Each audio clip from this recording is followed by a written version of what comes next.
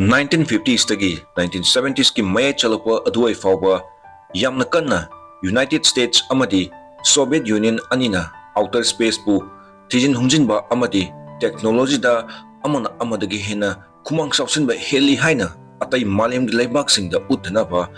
Cold War gi matamda yamna kanna lamjen tanarami Soviet Union gi ahanba artificial satellite Sputnik 1 1957 gi October thada sunrang da thagatki Thodok asina United States amadi malim gi leibak kayana angakpa amaga loinana thamoida khudum suduna aikhoisu karam kanda ngamgani haina khangnaki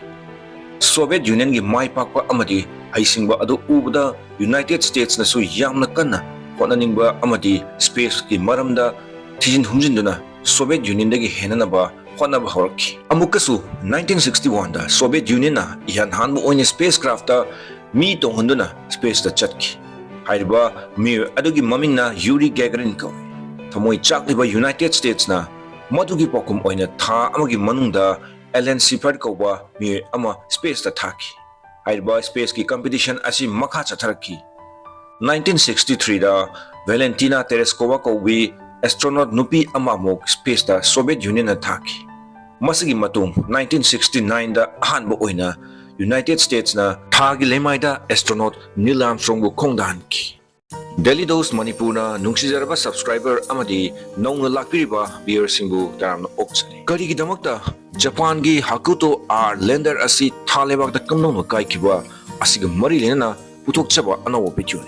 video asibu loyo fawdang jengbiduna karigi no haibadu khangdokpe Malemda ahanbo oina US amadi Soviet Union anina punna 1975 ta Apollo Soyuz test project kawa joint space mission ama tongminaki amadi masigi matungdagidi officially oina space race asi loisinki Matou asumna lam ani asina amana amagi space exploration gi damakta mateng pangnaba horakhi amadi anokba international space collaboration gi era adu horakhi ngasisu lam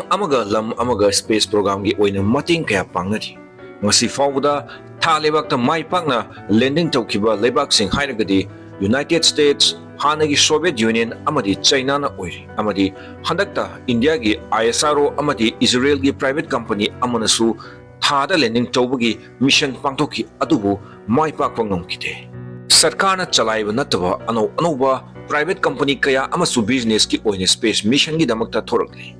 Kudam oina Israeli company Spaceil Japan gi iSpace asi maming panba yai Tokyo da base tawba iSpace koba space company na ahanba private company amo oina thalebak ta landing tawnaba UAE gi Rashid rover puduna SpaceX ki mating lorga mamang sahi gi December thada launch tawki Japan gi spacecraft Hakuto-R lander asi tha amo ki mamangda lunar orbit yawba ngomkramni April gi tang kun gamanga haibadi leibak pokan numit asidani Japan gi spacecraft asina tha leibak ta tananaba honakiba matam asi tasenga tha leibak ta spacecraft ama landing tawhanba haibasi yamna laiba thabak amadi natte mai pakkiwa government na fund toba mission sing adusu kayarak fail oirba matungda oikiba ngaktani tha leibak ta di art ta leiriba gravitational force asidagi su yamna tina hantai masigi sumatakta yamna khudong chadaba atmosphere amadi upul waifultana ek thalaba mafam amasuni Japan gi spacecraft Hakuto-R lander na thagi lemaidagi kilometer chama wangna 6000 km/h da landing tawnaba paithaba horki Hakuto-R mission asina tha lebaki Atlas crater haiba mafam aduda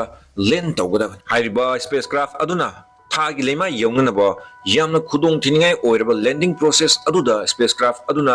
6000 km/h dagina 0 km/h phawba thalebak yawgadaba kilometer chamagi manungda hantahangadabani masigi su mathakta landing tawbagi tangkak aduda spacecraft aduga mission control room ga pawsu amata fawnaba ngamde makoigi simulation mission aduna matamgi calculation gi matungina target ta yaure haina lepka tawribani aduga spacecraft aduga amuk nawhongnana communication tawnaba honagani makoina panariba lander aduna thagi lemaida tagadaba matam adugi matung ina mission control room ga moon lander aduga paw fawnaba ngamkiramdi amadi engineers mayam ama yamna khorangna signal ngainaki adubu mamai thangdadi mission adu fail oire haina yajaki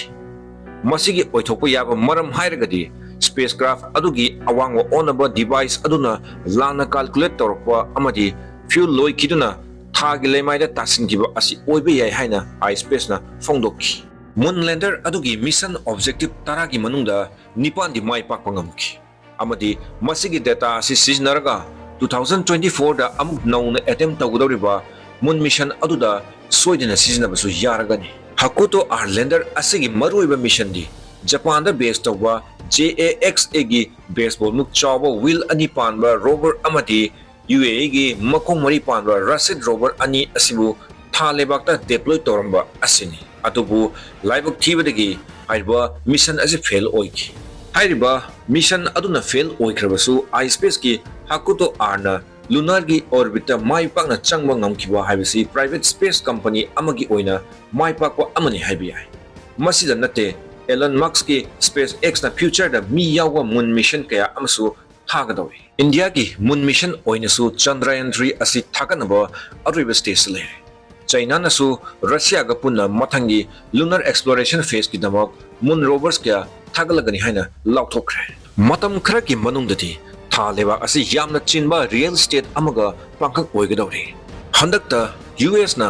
Artemis 2 haiba moon mission amasu 2024 Faoba manungda